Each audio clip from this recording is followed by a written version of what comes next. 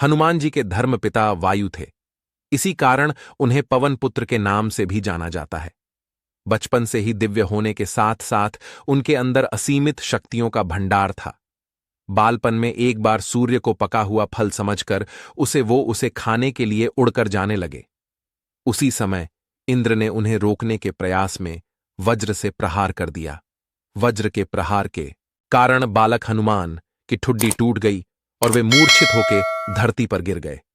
इस घटना से कुपित होकर पवन देव ने संसार भर में वायु के प्रभाव को रोक दिया, जिसके कारण सभी प्राणियों में हाहाकार मच गया।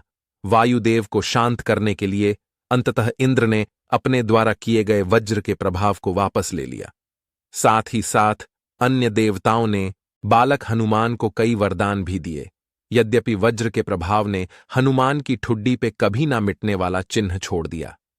तदुपरांत जब हनुमान को सूर्य के महाज्ञानी होने का पता चला तो उन्होंने अपने शरीर को बड़ा करके सूर्य की कक्षा में रख दिया और सूर्य से विनती की कि वो उन्हें अपना शिष्य स्वीकार करें।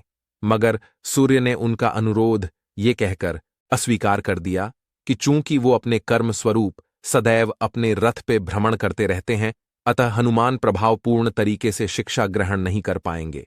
सूर्यदेव की बातों से विचलित हुए बिना हनुमान ने अपने शरीर को और बड़ा करके अपने एक पैर को पूर्वी छोर पे और दूसरे पैर को पश्चिमी छोर पे रखकर पुनः सूर्यदेव से विनती की और अंततः हनुमान के सतात्य दृढ़ता से प्रसन्न होकर सूर्य ने उन्हें अपना शिष्य स्वीकार कर लिया।